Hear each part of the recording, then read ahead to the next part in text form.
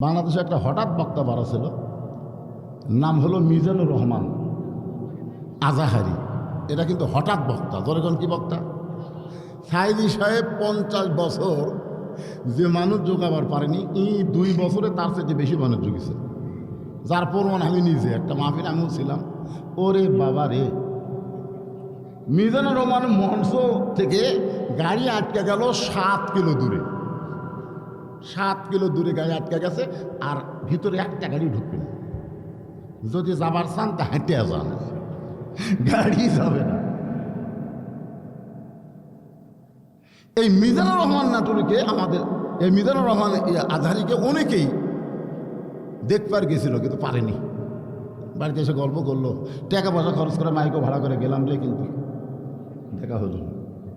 খুব বেশি হলে মানুষ 5 লাখ 6 লাখ হবে।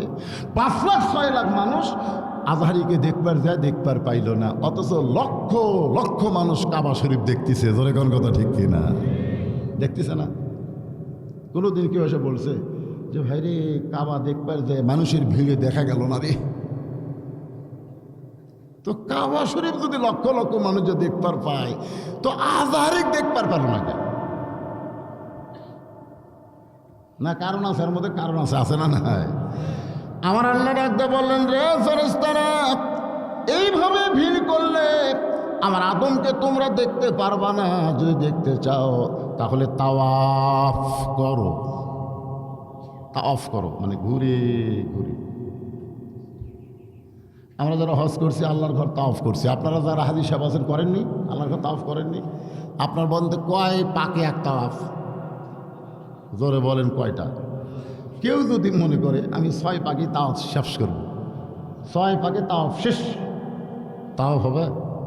কেন হবে না? তো 7 পাকে যদি তাওয়াফ হয়, 70 রাকাত নামাজে কিন্তু নামাজ হয়। 70 রাকাত নামাজ পড়লে নামাজ হবে। ফজরের 2 রাকাত, জোহরের 4 রাকাত, আসরের 4 রাকাত, মাগরিবের 3 রাকাত, এশার 4 রাকাত। কয় রাকাত হলো? কেউ যদি মনে করে যে আমি 4 ওয়াক্ত পড়বো, ফজর পড়বো না, আর নামাজ হবে না। কারণ 7 পাকের 1 পাক না দিলে যেমন তাওয়াফ হয় না, 70 রাকাত নামাজ যদি তার দৈনন্দিন রুটিনে না থাকে, তাহলে তার নামাজ হবে না। কথা কন না কেন? হ্যাঁ। তো এখন সমস্ত ফেরেশতারা তাওয়াফ করলো 7 পাক। ধরে কোন কয় পাক? আল্লাহ বললেন, উসজুদু লিআদম। শুধু তাওয়াফ করলে হবে না, আদমকে সিজদা করো। আদমকে সিজদা করো। তখন তো আল্লাহ হুকুম করছে, উসজুদু, আল্লাহ হুকুম করছে সিজদা করো লিআদমা। কাকে? আদমকে। সব ফেরেশতা সিজদা করছে, কিন্তু একজন করেনি। ওটা কিন্তু ফেরেশতা না। ওটা কি ফেরেশতা? ফেরেশতা নয়, ওর নাম হলো আজাজিল। দরকার নাম কি? আজাজিল। এই দেখেন, জিবরাইল, মেকাইল, ইসরাফিল, আজরাইল, আজাজিল, মানে একই নাম। কিন্তু সব ফেরেশতা সিজদা করলো, ও করলো না। আল্লাহ বললেন, এই সিজদা কেন করলো না? ইল্লা ইবলিস আবা ওয়াস্তাকবার। ইবলিস অহংকার করলো যে আমি আগুনের তৈরি আর মাটির তৈরি আদমরে সিজদা করব। ওয়ানাউযু বিল্লাহি মিন শুরুরি আনফুসিনা ওয়া মিন সাইয়্যাতি আমালিনা মান ইয়াহদিয়াল্লাহু ফালা মুদিল্লা লাহু ওয়া মান ইউদ্লিলহু ফালা হাদিয়া লাহু।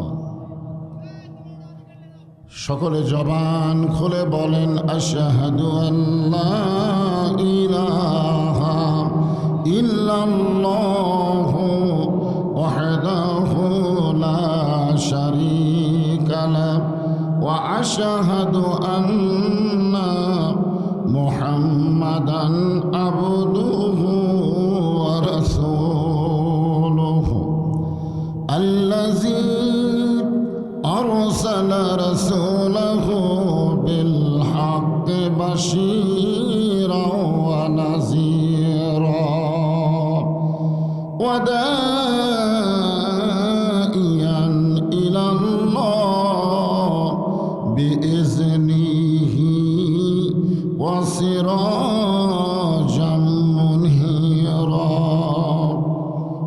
قال الله تعالى في كلامه المجيد والفرقان الحميد জবান খুলে সকলে পড়েন আউযু বিল্লাহি মিনাশ শাইতানির রাজিম বিসমিল্লাহির রহমানির রহিম ওয়াল আসরি ইন্নাল ইনসানা লাফি খুসর ইল্লাল্লাযীনা আমানু ওয়া আমিলুস সালিহাতি ওয়া তাওয়াসাউ বিল হক ওয়া তাওয়াসাউ বিল হাক্কি ওয়া তাওয়াসাউ বিস সাবর ইন্নাল্লাহা ওয়া মালাইকাতাহু ইসাল্লুনা আলান নবী ইয়া আইয়ুহাল্লাযীনা আমানু সাল্লু আলাইহি ওয়া সাল্লিমু তাসলিমা আল্লাহুম্মা সাল্লি আলা মুহাম্মাদিন ওয়া আলা আলি মুহাম্মাদ কামা সাল্লাইতা আলা ইব্রাহিম ওয়া আলা আলি ইব্রাহিম ইন্নাকা হামিদুম মাজিদ। আপনারা নামাজে দুরূদ পড়েন না? তাহলে সবাই তো পারেন, একটু পড়েন। আল্লাহুম্মা বারিক আলা মুহাম্মাদিন ওয়া আলা আলি মুহাম্মাদ কামা বারাকতা আলা ইব্রাহিম ওয়া আলা আলি ইব্রাহিম ইন্নাকা হামিদুম মাজিদ। উহুদের ময়দানে রাসূল ভেঙেছ দান তথা ফিরে গেছ এ জমিনে ইসলাম। উহুদের ময়দানে রাসূল ভেঙেছ দান তথা ফিরে গেছ এ জমিনে ইসলাম।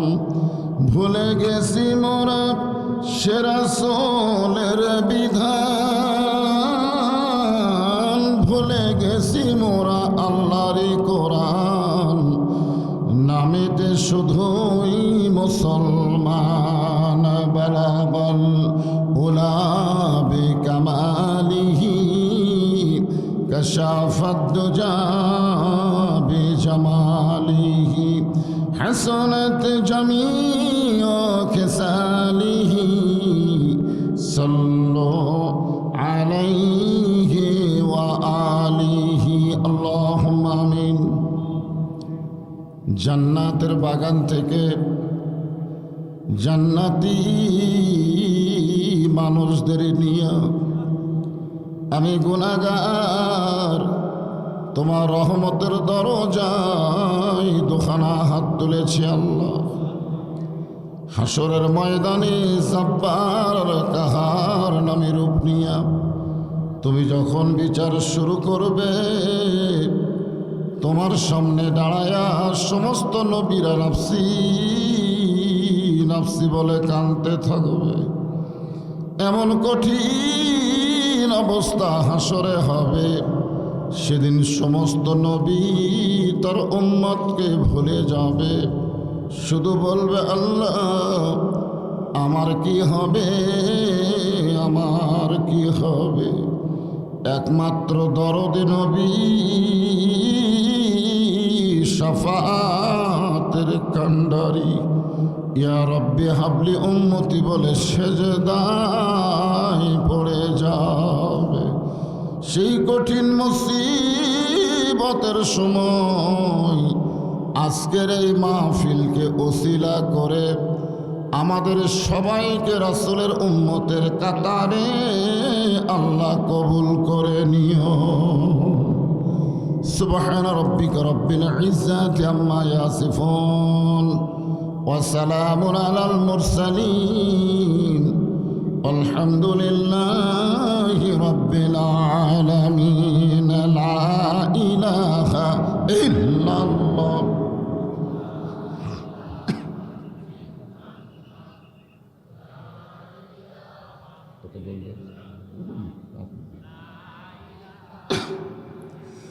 লা ইলাহা ইল্লাল্লাহ, লা ইলাহা ইল্লাল্লাহ, লা ইলাহা ইল্লাল্লাহ, জোরে লা ইলাহা ইল্লাল্লাহ।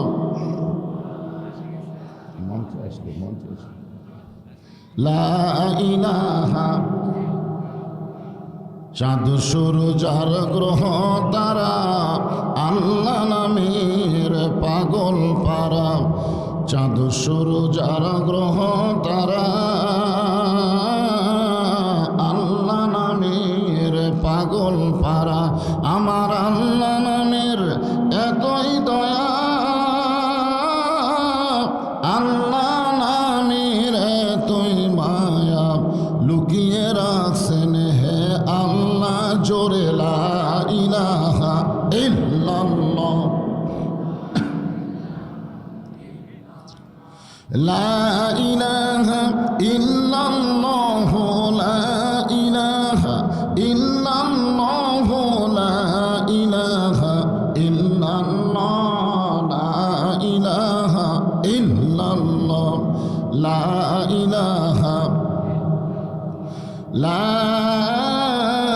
ইলাহা ইল্লাল্লাহ মুহাম্মাদুর রাসূলুল্লাহ।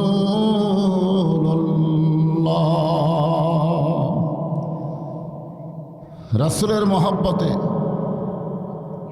জবান খুলে সকলে বলি সাল্লাল্লাহু আলাইহি ওয়াসাল্লাম।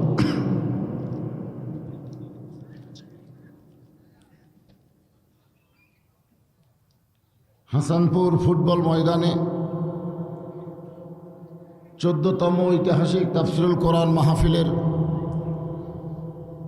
দুদিনব্যাপী সমাপনী দিবসের সমাপনী রজনীতে আল্লাহ তাআলা যিনাকে সম্মানিত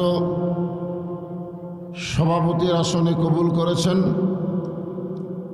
আপনাদের এলাকার সবচাইতে পুরাতন ঐতিহাসিক ফাজিল মাদ্রাসার জোয়ানপুর ফাজিল মাদ্রাসার সম্মানিত ভাইস প্রিন্সিপাল আমার ভাই মাওলানা জিল্লুর রহমান, আজকের এই মাহফিলের সম্মানিত প্রধান অতিথি, গণমানুষের জননেতা, আপনাদের সংসদীয় আসনের সম্মানিত এমপি জনাব মোহাম্মদ সলিমউদ্দিন তরফদার সেলিম, আজকের এই মাহফিলের সম্মানিত প্রধান অতিথিকে অন্তরের অন্তঃস্থল থেকে আমি শুভেচ্ছা জ্ঞাপন করছি। প্রধান অতিথির আগমন, প্রধান অতিথির আগমন, লিল্লাহে তাকবীর। আজকের এই মাহফিলের সম্মানিত সহ সভাপতি যিনারা রয়েছেন, সম্মানিত বিশেষ অতিথি তালিকায় যেনাদের নাম রয়েছে, সকলকেই অন্তরের অন্তঃস্থল থেকে আমি শুভেচ্ছা জ্ঞাপন করছি। আজকের এই মাহফিলে আমার সামনে যারা বসে আছে, যিনাদেরকে আল্লাহ দয়া করে রহম করে আজকের এই জান্নাতের বাগানে কবুল করেছেন, আমি আমার অন্তরের অন্তঃস্থল থেকে আপনাদের সবাইকে শুভেচ্ছা জ্ঞাপন করছি। সম্মানিত মা বোনেরা, আপনাদের সংখ্যা একটু বেশি হয়ে গেছে, আসলেই তাই। জায়গা যে পর্যন্ত করেছে তারা দ্বিগুণ মেয়ে মানুষ আইছে আলোচনা শুনতে। আমি মা বোনদের জন্য বলবো যে আপনি সারা জীবন যদি কোরআনের ওয়াজ না শোনেন, মাহফিলে এসে আপনার কোনো পাপ হবে না। কারণ মেয়ে মানুষের বাড়ির বাহিরে এসে ওয়াজ শোনা লাগবে এরকম কথা কি ইসলামে আছে নাকি? নাই। কিন্তু আপনারা ওয়াজ শোনার তালে এসে যে হারে গল্প গুজব করতেছেন, আপনাদের কণ্ঠ আমাদের কানের মধ্যে ঢুকতেছে। জোরে কোন ঠিক কিনা? আমি সম্মানিত মা বোনদেরকে অত্যন্ত শ্রদ্ধা করি। ক্ষমতার প্রধানমন্ত্রী আছেন বলে যা ইচ্ছা তাই করা যাবে না, আল্লাহর কোরআনের হুকুম মানা লাগবে। জোরে কোন কথা ঠিক কিনা? একেবারে চুপ হয়ে গেছে। আমি সম্মানিত মা বোনদেরকেও অন্তরে অন্তঃস্থল থেকে শুভেচ্ছা জ্ঞাপন করে এই মুহূর্তে জানতে চাচ্ছি আপনারা সকলে কেমন আছেন? আলহামদুলিল্লাহি রব্বিল আলামিন। এই দেরি করেন, আপনাকে কি করবেন ঘোষণা করার আমি করতেছি, অসুবিধা নেই। যাকে শুভেচ্ছা স্বাগতম বলে আমার ডান পাশে বসাইছি, ঠিক না? এবং আপনাদের সংসদীয় এমপি, আজকের মাহফিলের সম্মানিত প্রধান অতিথি। আমি কি এতই বোকা? আপনারা কি মনে করছেন আমি কি খুব বোকা? বোকা না। অনেকেই মনে করে হুজুর বোকা। বোকা না। আমি আজকের মাহফিলের সম্মানিত প্রধান অতিথির ব্যাপারে মাগরিবের পরে কমপক্ষে 10 বার বলছে উনি কি আসবেন? বলে হ্যাঁ আসবেন। খালি নিয়ত করছিলাম যে আমার ওয়াজ শুরুর আগে আসলে আলহামদুলিল্লাহ। আমি কি ওয়াজ শুরু করছি? কেবল সালাম কালাম হচ্ছে। সভাপতি সাহেব বলল হুজুর মনে হয় এমপির গাড়ি আসতেছে। আমিও দেখলাম তাই। বাঁশি যখন বাজতেছে, তো উনি যখন এসে গেছেন, উনি খুব লম্বা কথা বলেন না। আমি ওনার সঙ্গে আগে খুব মাহফিল করতাম একসঙ্গে, এখন খুব একটা দেখা হয় না। কারণ মহাদেবপুর আর এই বদলগাছি থানায় আমার কয়েক বছর হয়ে ঢুকপারি দেয়নি। ধরে কোন কথা ঠিক ছিল, ঢুকপারি দেয়। তো ঢুকপারি না দিলে দেখা হবে কেন? তা আজকে বহুদিন পরে আমার ভাইজানের সঙ্গে দেখা হয়েছে। আমি আমার ভাইকে অনুরোধ করবো যে আমি ওয়াজ শুরু করার আগ দিয়ে আপনি জনগণের সামনে আপনার অমূল্য বক্তব্য এবং শুভেচ্ছা বিনিময় করেন। এখন আপনাদের সামনে কথা বলবেন আজকের মাহফিলের সম্মানিত প্রধান অতিথি জনাব মোহাম্মদ সলিম উদ্দিন তরফদার সেলিম। ভাইকে হজ করেন? আচ্ছা ঠিক আছে। আলহাজ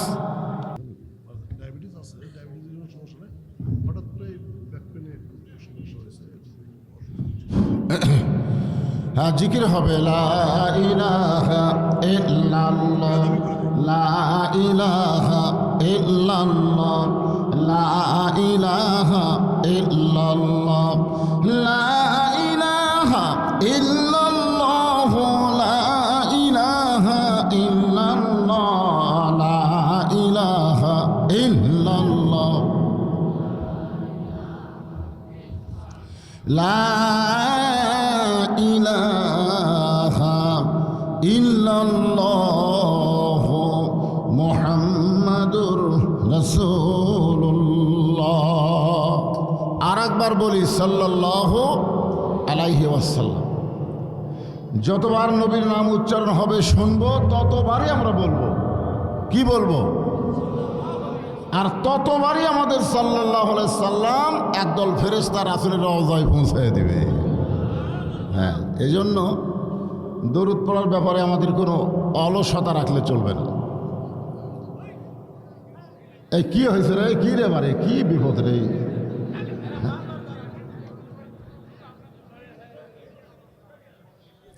আমি তো জানি রে ভাই, আমি জানি কিছু লোক আইছেন আমাকে শুধু দেখার জন্য। কারণ তারা ইউটিউবে মোবাইলে আমার রহরহ শুনতেছে। ধরে কর কথা ঠিক না? কিন্তু আজকে আইসে যে সরাসরি হুজুরের একটু দেখে আসে, এই দেখবার এসে যদি এই বাঁকা পায় তো রাগ তো করবে। এরা যে এতক্ষণ ভাঙ্গেনি এই তো আলহামদুলিল্লাহ। তোমরা আর ওটা বাসা করো না, এগুলোরও দরকার আছে। আমি বলবো আছে, এগুলোর দরকার আছে। ও যদি একসাথে এমন হয়ে চাপিয়ে দিচ্ছে, আমি তো এই সাইডের কাউরে মুখ দেখতে পাচ্ছি না। একটু ফাঁক ফাঁক করে রাখলে তা হতো। যাক, যা হয়েছে আলহামদুলিল্লাহ।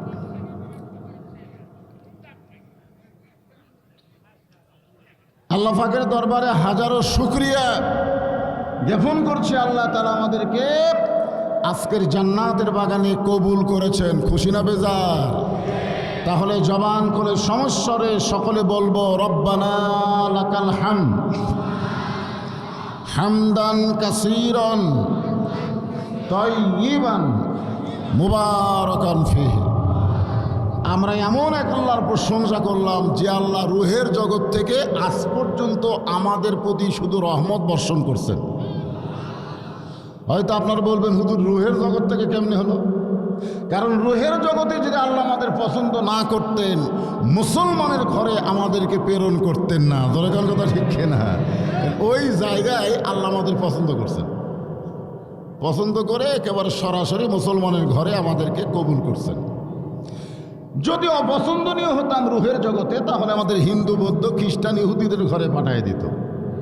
কিন্তু আল্লাহ দেখলো না, এরা আমার পছন্দনীয় রুহু, এই রুহুগুলো আমি মুসলমানের ঘরে প্রেরণ করি, তাই আমরা মুসলমান দাবি করে চলাচল করতেছি। যেরকম কত ঠিক যে আল্লাহ মুসলমানের ঘরে রুহের জগৎ থেকে আমাদের পছন্দ করে দুনিয়াতে প্রেরণ করেছেন, আমরা সে আল্লাহর উপরে খুশি না বেজার? শুধু মুসলমানের ঘরেই প্রেরণ করে আল্লাহ ক্ষান্ত হয় নাই, আমাদের ভাগ্য এত ভালো যা আল্লাহ আমাদেরকে বিশ্ব নবীর উম্মত বানিয়ে দিল। যেরকম সুবহানাল্লাহ। কোন নবী? যেই নবী বলেছেন আমার একটা উম্মত সে যত বড়ই পাপী হোক, সে যত বড়ই পাপী হোক, আমার কোনো উম্মত বাহিরে থাকা অবস্থায় আমি রাসূল ভিতরে ঢুকবো না। কিসের ভিতর? সুবহানাল্লাহ, তো আগেই কইলেন কিসের ভিতরে ঢুকবে না। তার মানে বোঝা গেল যে আমরা এমন একজন নবীর উম্মত হতে পেরেছি আল্লাহ আমাদেরকে জান্নাতি হিসাবেই কবুল করেছে। সুবহানাল্লাহ বলেন। আল্লাহর প্রশংসা করার কারণ হলো এই মুহূর্তে আমরা যে মাহফিলে বসে আছি, নিচে কি দিছে? বিছানা নাকি? আপনাদের নিচে কি আছে? বিছানা? সব বিছানায়, সবই বিছানায়, একই জিনিস। নিচে বিছানা, উপরে সামিয়ানা। একটুখানি বৃষ্টি হলে এক মানুষও থাকবে না, থাকবে? তারপরেও যদি আমরা বলি রিয়াজুল জান্নাহ, এটা বেহেশতের বাগান, আপনাদেরকে বিশ্বাস হয়? হয়? যদি কোনো নাস্তিক, কারণ বাংলাদেশে এখন দিন দিন নাস্তিক বাড়তেছে না কমতেছে? বাড়তেছে। নাস্তিক আপনাদেরকে প্রশ্ন করে যে মৌলানারা যা কয় তোমরা তাই ঠিক কর, কে নিচে বিছানা উপরে সামিয়ানা, এইটা যদি বেহেশতের বাগান হয় তাহলে বেহেশত খুব একটা ভালো নয়। কারণ বাগান দেখলেই তো বেহেশত বোঝা না। তখন আপনারা নাস্তিকের প্রশ্নের উত্তরে কি বলবেন? আপনারা হয়তো বলবেন জানি না, নাকি? আপনারা কি বলবেন? এ কথা কন, জানি না।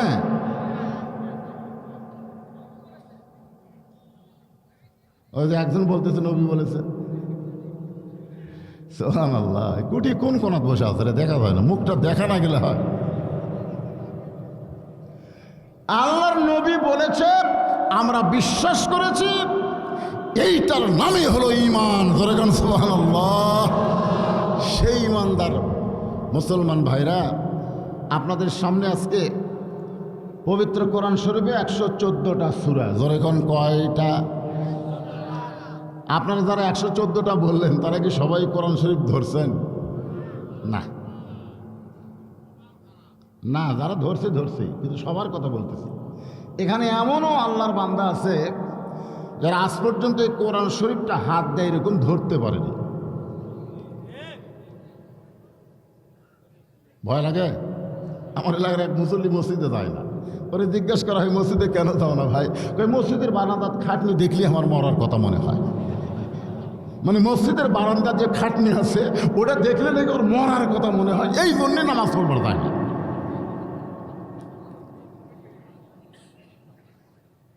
তো মরার কথা মনে হওয়া এটা কি নামাজ ছাড়া না নামাজ ধরা?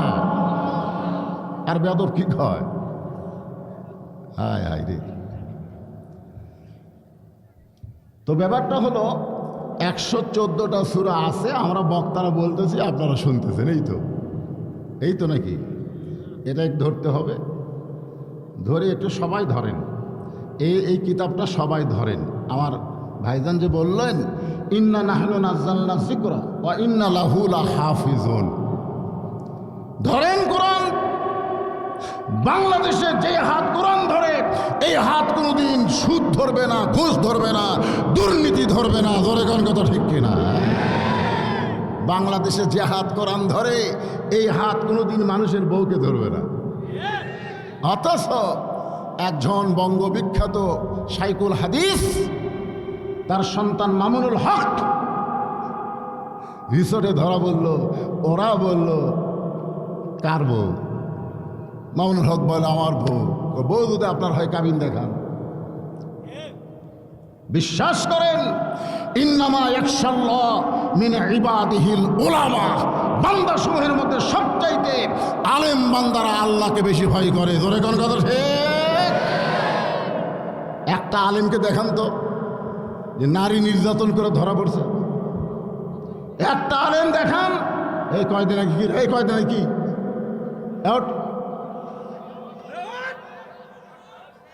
কয়দিন আগে কি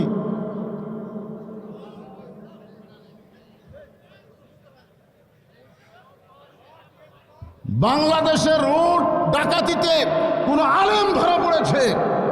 পড়ে নাই। আমাদের 116 জন আলেমের বিরুদ্ধে সরকার যে তালিকা করেছে তার মধ্যে আমি 18 নম্বরে আছি। একটা আলেমের বিরুদ্ধে একটা দুর্নীতি বর্তমান সরকার ঠেকাবার পারবে না। জোরে কোন কথা ঠিক না? Open challenge, open challenge. এই জন্য আপনাদেরকে তাফসির মাহফিল খালি হাসানপুরে 14তম করলাম, কিন্তু তাফসির মাহফিল এসে কি শিখলাম? কোরআনকে যদি ধরবার না পারি আমার পবিত্র হওয়ার কোনো গ্যারান্টি নাই। কারণ লা ইয়ামসুহু ইল্লাল মুতাহহারুন। এটা ধরবার গেলে আগে তোমাকে পবিত্র হওয়া লাগবে। যেটা ধরবার গেলে পবিত্র হওয়া লাগে সেইটার ভিতরে কি মাল আছে এটা বাংলার মুসলমানের দেখার দরকার আছে না নাই? জোরে জোরে আছে না নাই? হ্যাঁ, দেখলেন না, বুঝলেন না? মোল্লার দৌড় মসজিদ পর্যন্ত, এই পর্যন্ত। সেই কোরআন থেকে আমি ছোট্ট একটা সূরা, নাম হলো আসর। জোরে বলেন নাম কি? আসর। এই সূরা আসর থেকে আজকের আলোচনা হবে ইনশাআল্লাহ। এই সূরা আসর আমাদের 5 ওয়াক্ত নামাজের মধ্যেও একটা নামাজ আছে, নাম হলো আসর। ধরে কোন ঠিক কিনা? আসর একটা সময়, একটা সময়ের শপথ করে আল্লাহ বলতেছেন। সময়কে আল্লাহ কেন বেছে নিলেন? কারণ বর্তমানে বাংলাদেশে যে সময় চলতেছে, কেমন সময় বোঝে না তো? জন্ডিস আছে। জন্ডিস আলারে যদি গোস্ত দেন, মাছ দেন, জেরাই মুখত তিতেও লাগে, তিতেও লাগে। লোকজন কে হামা করে এত স্বাদ লাগে, তোরে তিতো লাগে কেন? পরে পরীক্ষা করে দেখা গেছে ওর জন্ডিস আছে, জন্ডিস। তা আমাকে ইমান হচ্ছে জন্ডিস মার্কা। বুঝবার পারতেছি না কোনটা ভালো কোনটা মন্দ। দরকার কথা ঠিক না? হাই রে জন্ডিস রে। প্রধানমন্ত্রী বলেছেন 2023 সাল দুর্ভিক্ষের বছর আসতেছে। বর্তমান যিনি ক্ষমতায় আছে, আমি পেপারে দেখলাম এখন রিজার্ভ সোনা থাক দিছে। এত দুর্ভিক্ষ, ব্যাংক ব্যালেন্স শেষ। আমি আপনাদের আজকে সূরা আসরের তাফসীর শোনাতে গিয়ে বলবো 23 সাল দুর্ভিক্ষের বছর হবে না, 23 সাল হবে পরিবর্তনের বছর। জোরে কোন কথা ঠিক না?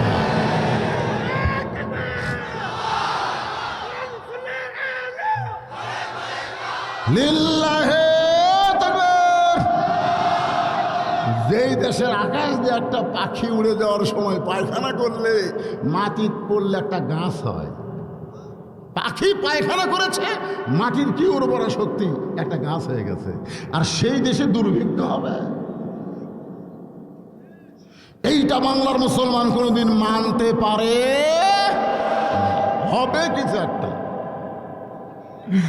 ওই যে মাজা ধরে 2 জন আর একজন হাত দিয়ে ডাকতে, খেলা হবে, খেলা হবে। তুই খাড়া হবারই পারিস না, তুই খেলবি কিরে?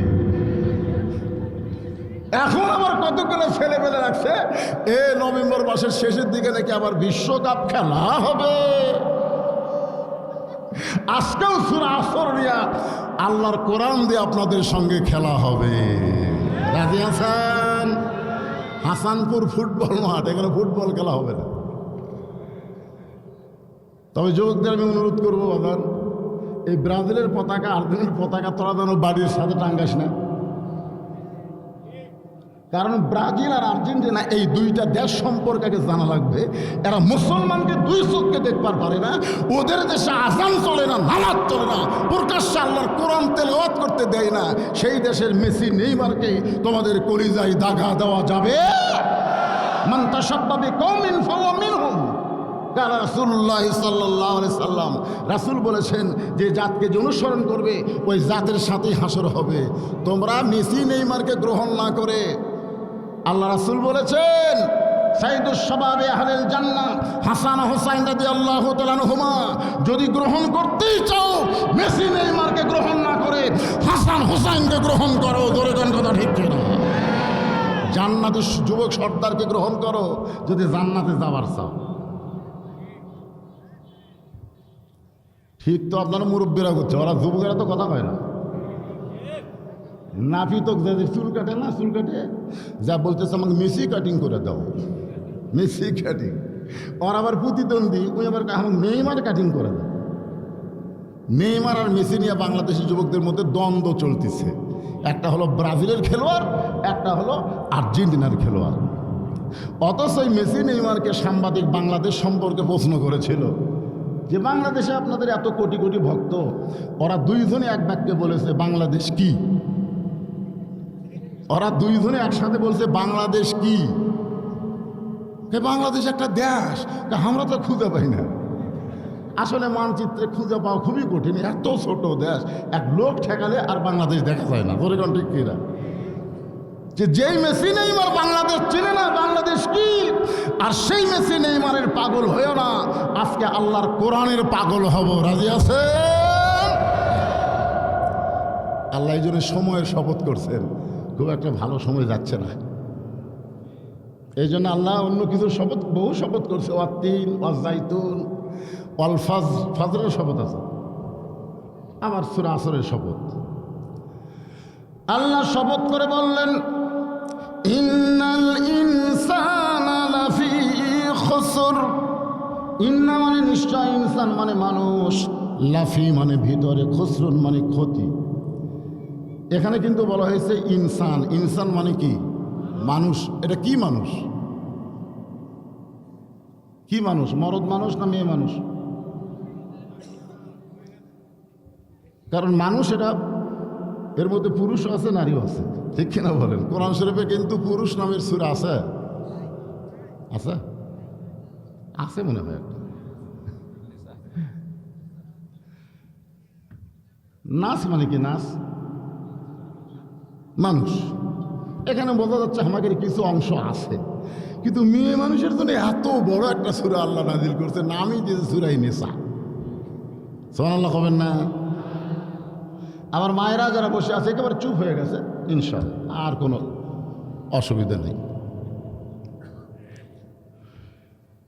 এখানে ইনসান শব্দ দিয়ে আল্লাহ বলতেছেন নিশ্চয় মানুষগুলো ক্ষতির ভিতরে। কার ভিতরে? ক্ষতির ভিতরে। আসলে মানুষ তৈরি করছেন কে?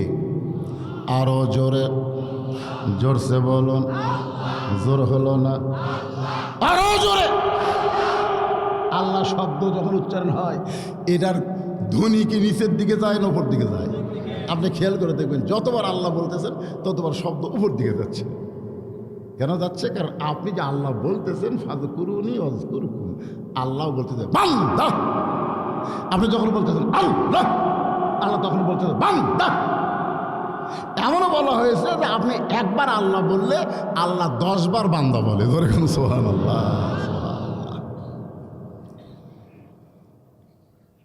আদর করে মানুষ আল্লাহ বানায়া কেমনে দিবেন ক্ষতির মধ্যে ফেলিয়া। কেমন আদর করে আল্লাহ মানুষ তৈরি করছে আপনারা অবশ্যই কিছুটা জানেন। যত সৃষ্টি আল্লাহর আছে, সমস্ত সৃষ্টি আল্লাহ খালি বলেছে কুন ফায়াকুন, হও, হয়ে গেছে। কিন্তু আদমকে আল্লাহ কুন ফায়াকুন শব্দ দিয়া সৃষ্টি করেনি। নিজের কুদরতে হাত দিয়া আদমকে তৈরি করার পরে বলেছেন লাকাদ খালাকনাল ইনসানা ফি আহসানি তাকওয়িম। চেহারা, এই চেহারা দেখলে বোঝা যায় কোনটা পুরুষ কোনটা নারী। এটা কি দেখলে বোঝা যায়? কথা কয় না। মরদ মানুষের একটা চেহারা নাই, মেয়ে মানুষের একটা চেহারা নাই। আমি নওগাঁয় যখন দয়ালের মোড়ে যাই মাঝে মধ্যে দেখি মরদও না মেয়াও না, এরা হলো হিজড়া। এরা কি? আমি একটা হিজড়াকে দেখে একদিন আমাকে বলতেছে, ভাই এত রাত্রে এইরকম সুন্দরী মেয়ে ঘুরতেছে, আপনি চেনেন নাই? মেয়ে আলাই তো মেয়ে আলাই কি মরদ? মরদ লয়, ই মাঝখানে আছে, ই হচ্ছে নিরপেক্ষ। আমাদের বাংলাদেশে কিছু হিজড়া মার্কার নেতা নাই, আমি নিরপেক্ষ। কে রে পাগলা? নিরপেক্ষ কোনো কথা চলবে না, পক্ষ। আমার আল্লাহ পক্ষ নিয়ে বলেছেন অমাইয়াবতাগি গয়রাল ইসলামা দীনান ফালাই ইউকবালা মিনহু। ইসলাম ছাড়া অন্য কোনো ধর্ম যদি গ্রহণ করো লা ইউকবালা মিনহু, কবুল করা হবে না। এ কথার দ্বারা বোঝা গেল আল্লাহ মুসলমানের পক্ষে। ধরে কোন কথা ঠিক কিনা? সমস্ত ফেরেশতাদের বললেন কি তৈরি করেছে একটা বারের জন্য দেখে যাও। আপনারা বলেন তো ফেরেশতার সংখ্যা কম না বেশি? মানুষের চাইতে কম না বেশি? কত বেশি?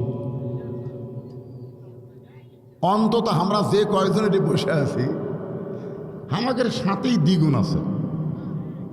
বিশ্বাস করেন না? কিরামান কাতিবিনা ইয়ালামুনা মা তাফআলুন। তোমার দুই কান্দে দুই মুহুরি লিখিতেছেন ডায়েরি, দলিল দেখে রায় দিবে, টাকা পয়সার নাই কারবার। তার মানে বোঝা গেল আমি একলা বসে আছি, আমার সঙ্গে দুইজন ফেরেশতা বসে আছে। সুবহানাল্লাহ কন্যা খান।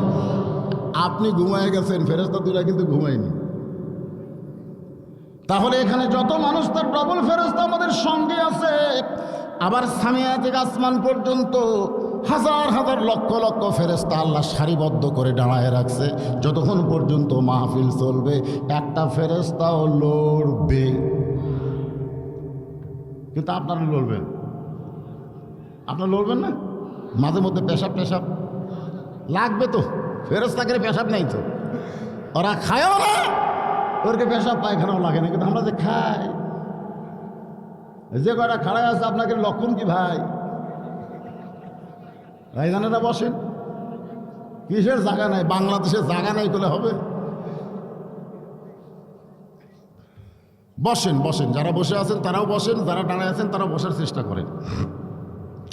তাহলে আসেন সূরা আসরের তাফসীর শুনতে গিয়ে যে মানুষগুলো ক্ষতির মধ্যে পতিত, আল্লাহর কথা অনুযায়ী ইন্নাল ইনসানা লাফি খুসর, নিশ্চয় মানুষগুলো ক্ষতির ভিতরে।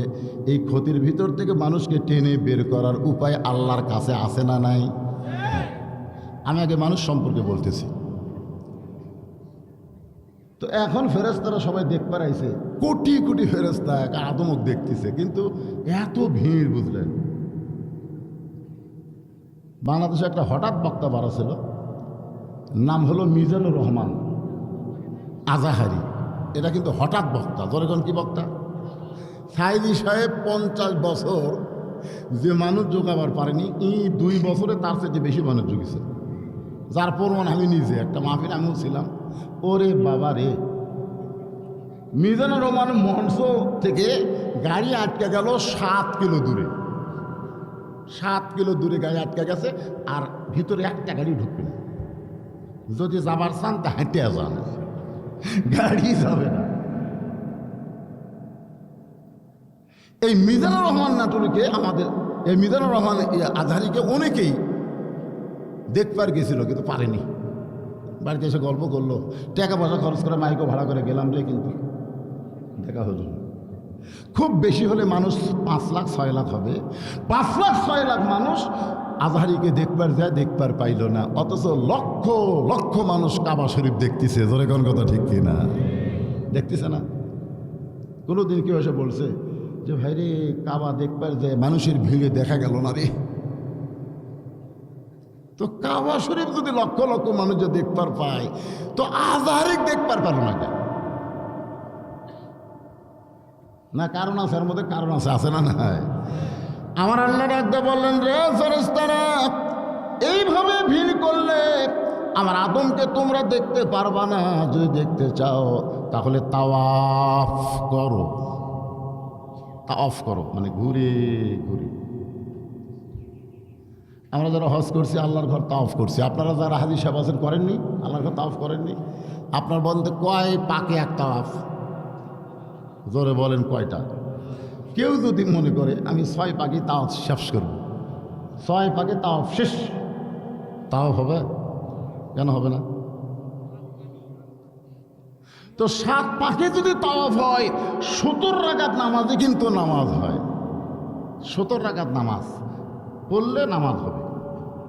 ফজরের 2 রাকাত, জোহরের 4 রাকাত, আসরের 4 রাকাত, মাগরিবের 3 রাকাত, এশার 4 রাকাত। কয় রাকাত হলো? কেউ যদি মনে করে যে আমি 4 ওয়াক্ত পড়বো, ফজর পড়বো না, ওর নামাজ হবে না। কারণ 7 পাকের 1 পাক না দিলে যেমন তাওয়াফ হয় না, 70 রাকাত নামাজ যদি তার দৈনন্দিন রুটিনে না থাকে, তাহলে তার নামাজ হবে না। কথা কন না কেন? হ্যাঁ। তো এখন সমস্ত ফেরেশতারা তাওয়াফ করলো 7 পাক। ধরে কোন কয় পাক? আল্লাহ বললেন, উসজুদু লিআদম। শুধু তাওয়াফ করলে হবে না, আদমকে সিজদা করো। আদমকে সিজদা করো। তখন তো আল্লাহ হুকুম করছে উসজুদু, আল্লাহ হুকুম করছে সিজদা করো লিআদমা। কাকে? আদমকে। সব ফেরেশতা সিজদা করছে, কিন্তু একজন করেনি। ওটা কিন্তু ফেরেশতা না। ওটা কি ফেরেশতা? ফেরেশতা নয়, ওর নাম হলো আজাজিল। যেটার নাম কি? আজাজিল। এই দেখেন, জিবরাইল, মেকাইল, ইসরাফিল, আজরাইল, আজাজিল, মানে একই নাম। কিন্তু সব ফেরেশতা সিজদা করলো, ও করলো না। আল্লাহ বললেন, এই সিজদা কেন করলো না? ইল্লা ইবলিসা আবা ওয়াস্তাকবার। ইবলিস অহংকার করলো যে আমি আগুনের তৈরি আর মাটির তৈরি আদমরে সিজদা করব। আল্লাহ বললেন, বের হয়ে যা, বের হয়ে যা। শয়তান বলল, কোথায় যাব? সব এরিয়া তো আপনার, সব জায়গার মালিকও তো আপনি, তাহলে আমি বের হয়ে যাব কোথায়? আল্লাহ বললেন, আমার যে এলাকার মধ্যে রহমত নাই, তুই সে এলাকার যা। অর্থাৎ শয়তানের জন্য আল্লাহ হেদায়েতের দরজা বন্ধ করে, রহমতের দরজা বন্ধ করে, ওরে গোমরাহির দরজায় খুলে দিল। শয়তান যাওয়ার সময় একটা কথা আল্লাহ প্রশ্ন করছিল, ইন্নাল ইনসানা লাফি খুসর। এই আয়াত থেকে খেয়াল করে যে আল্লাহ, আমি তো শয়তান হয়ে চলেই যাচ্ছি, যাওয়ার সময় আপনাকে একটা প্রশ্ন করতেছি। আল্লাহ কয়, কি প্রশ্ন? শয়তান বলতেছে, আমার প্রশ্ন হলো যে আদম বড় না আপনি বড়? এই কথার আগে খেয়াল করেন, ইন্নাল ইনসানা লাফি খুসর, নিশ্চয়ই মানুষগুলো ক্ষতির ভিতরে। কেন? তা আল্লাহ বলতেছে, তোর কি মনে হয়? শয়তান বলতেছে, আমি এতদিন এই যে লক্ষ লক্ষ বছর সিজদা করছি, আপনাকেই বড় মনে করে। আল্লাহু আকবার, আল্লাহু আকবার, আল্লাহু আকবার। রুকুত যে বলেছি সুবহান রাব্বিল আযীম, সুবহান রাব্বিল আযীম। সিজদায় গিয়ে বলেছি সুবহান রাব্বিল আলা, সুবহান রাব্বিল আলা। এতদিন জানতাম আপনার উপর কেউ নেই, তাহলে আপনাকে সিজদা দিলাম লক্ষ লক্ষ বছর, আর একটা সিজদা আদমকে দিলাম না, আপনি হাত বার করে দিচ্ছেন। তাহলে বোঝা গেল আপনার সিজদার চাইতে আদমের এক সিজদার গুরুত্ব বেশি। এমন কথা শয়তান আল্লাহ বলছে। এখন আল্লাহ কি কয়? আল্লাহ বলে, ইবলিস, লক্ষ লক্ষ বছর আমার সিজদা করলি, আমি তোর সিজদা কবুল করি নাই। একটা সিজদা না করার কারণে তোকে বের করে দিলাম। একটাই মাত্র কারণ, আমি আল্লাহ আমার নিজের চাইতেও আদমকে বেশি ভালোবাসি। আমারই তুই লক্ষ লক্ষ বছর সিজদা করে কি হবে? তুই যারে সিজদা করিস নি, আমি আল্লাহ আমার চাইতেও, সুবহানাল্লাহ কন না কেন, আমি আদমকে বেশি ভালোবাসি। যে আল্লাহ নিজের চাইতে আদমকে বেশি ভালোবাসে, সেই মানুষকে আল্লাহ ক্ষতির মধ্যে ফেলে দিয়ে বসে থাকবে? আপনাকে কি মনে হয়? এই জন্য আল্লাহ বলতেছেন, ইল্লাল্লাযীনা আমানু ওয়া আমিলুস সালিহাতি বিল হাক্কি ওয়া তাওয়াসাউ বিস সবর। এক নম্বর, এই ক্ষতি থেকে বাঁচতে গেলে এক নম্বর যেটা আমাদের লাগবে তার নাম হলো ঈমান। যেরকম এক নম্বর কি লাগবে? আমাদের বাংলাদেশে অধিকাংশ মুসলমানের এই ঈমান ঠিক নেই, এক নম্বরই ঠিক নেই। যেরকম কয় নম্বর ঠিক নেই? এক নম্বরই ঠিক নেই। আমি নিয়ামতপুর, আপনাকে নওগাঁ জেলার এক উপজেলা নিয়ামতপুরে গাছের দিকে সব লাল তেনা বেঁধে রাখছে। আপনাদের মহাদেবপুর শিবগঞ্জতে যাইতে হতে ওখানেও দেখি গাছের মধ্যে তেনা। তা আমি একজনকে জিজ্ঞেস করলাম, কে ভাই গাছের ঢালে তেনা কেন? কাম হয়, কাম হয় হুজুর। আচ্ছা, যে বলছে তেনা বানলে কাম হয়, ও যতই নামাজ রোজা করুক ওর ঈমান আছে? এক কথা কান আছে? নামাজ ভঙ্গের কারণ আছে ভাইজান, রোজা ভঙ্গের কারণ আছে, ওযু ভঙ্গের কারণ আছে, ঈমান ভঙ্গেরও কারণ আছে। আছে না নাই? ঈমান ভঙ্গের এক নম্বর কারণ হলো শিরক। এক নম্বর কারণ হলো শিরক। আল্লাহ ছাড়া অন্য কাউকে নিজের ভিতরে নিয়ে আনা যাবে না। আমরা অনেক সময় গজলের তালে তালে বলে থাকি, আমার দয়াল বাবার দরবারেতে কেউ ফিরে না খালি হাতে। ঈমান না শিরক? জোরে বলেন, ঈমান না শিরক? সাহাবীরা জিজ্ঞেস করলেন, এ রাসূলুল্লাহ, ঈমান সম্পর্কে আমরা জানতে চাই। আল্লাহ রাসূল বললেন, ঈমানকে জানতে গেলে তিনটি বিষয় তোমাদের খেয়াল করা লাগবে। এক নম্বর হলো ইকরার বিল লিসান, জবানে বলতে হবে লা ইলাহা ইল্লাল্লাহ। শুধু জবানে বললে হবে না, তাসদিক বিল জানান, এটা কলিজার মধ্যে জায়গা দেওয়া লাগবে। শুধু কলিজার মধ্যে জায়গা দিলে হবে না, ওয়া আমিলুস সালিহাতি, আমল বিল আরকান, এটা আমলের মাধ্যমে প্রকাশ করা লাগবে। এখন আসেন, ঈমান গ্রহণ করার পরে ঈমানটাকে রক্ষা করতে গেলে যে এক নম্বর আমল লাগবে, সে আমলের নাম কি? এই আমার কথা কি শোনা যাচ্ছে না? ঠিক মতো যাচ্ছে? তে হো হাঁ কর না কেন? ঈমান রক্ষা করতে গেলে, ঠিক রাখতে গেলে যত আমল আল্লাহ দিয়েছে তার মধ্যে এক নম্বর আমলের নাম কি? জোরে বলেন। নামাজ। মাশাআল্লাহ। আসলে গোটা কোরআন শরীফ খুঁজে এক ভণ্ড এক মুসল্লির সাথে তবলিগ করে, তো ওর সাথে তর্ক লাগছে, এত নামাজ পড়িস, কোরআন হাদিসে নামাজগুলো কিছু নেই। তুই কি করিস রে? নামাজ নাই? না নাই। ওই আমার কাছে দৌড়েছে, হুজুর কোরআন হাদিসে নামাজ দেখবেন নাই তো? তা আমরা এতদিন নামাজ করতেছি না, না ফার্সি শব্দ তো, নামাজ কোরআনে কেমনে থাকবে? কোরআনে নামাজ নাই পাগলা, তবে সলাত আছে, সলাত। কিন্তু আমরা বাংলাদেশের মানুষ সলাত কবার চাই না। যদিও হাইয়া আলা সালাহ বলে মুয়াজ্জিন আজান দেয়, তারপরও আমরা কিন্তু নামাজ হিসেবেই বেশি পরিচিত। ধরে কোন কথা ঠিক কি না? তবে যেটা পরিচিত সেটাই, সেই ভাষাটাই আমি আপনাদের সামনে বলতেছি। রাসূল বলেছেন, লা সালাত আলা ঈমানা, যার নামাজ নাই তার ঈমান নাই। লা সালাত আলা দীন, যার নামাজ নাই তার কোনো ধর্ম নাই।